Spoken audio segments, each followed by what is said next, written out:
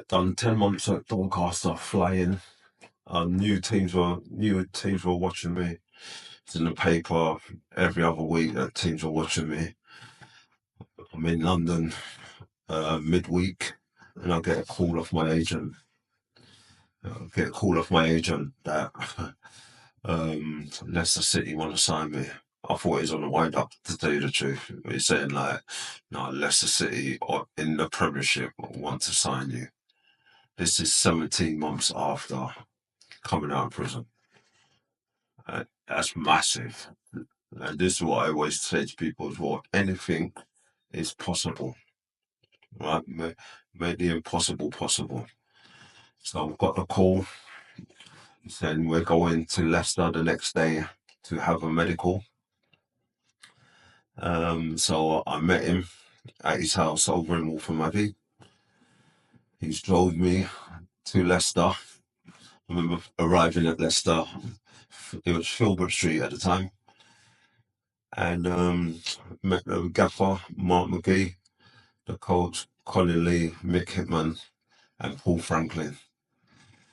When I had my medical, and medicals then times weren't too strenuous, like tap your knees and all that. But yeah, make sure your reflex are working and all that.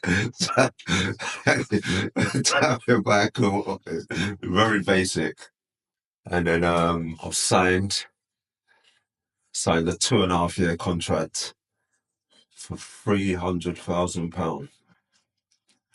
This is what I'm saying, like, you have to use certain situations as motivation.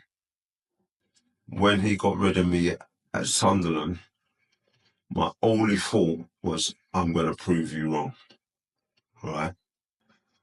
And I've always done that in life. I use it.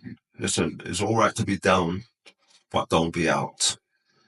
So I definitely used it as a motivation. That was my driving force. And for me to get signed, for 300 grand, I think he was kicking himself and passing on the way as well. They was in the Championship, I'm in the Premiership. So the boys were really good boys, made me feel welcome straight away. I remember my first training session, I knew I was accepted straight away. Mark McGee was a manager who signed me, and then played my first game against Man City away. Ended up setting up the winner for Mark Robbins at Main Road. And you're thinking, yeah, I've cracked it, you know what I mean? I'm thinking, I'm in the Premier League, setting up winners. And I've only played probably 30 league games at this time. And I'm in the Premier League. And I'm thinking, yep, I've done, I've cracked it, I'm doing this, and I'm living in a hotel again. And if I could change anything, which I'm not a great believer in changing anything, I would have got professional a little bit earlier.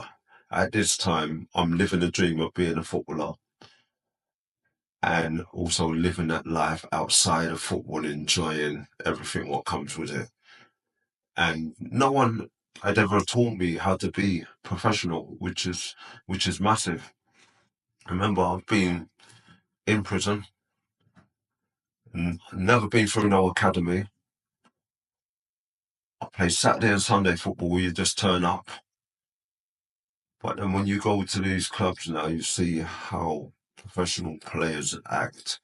And it took me a while, which was later down the line, but I got there in the end.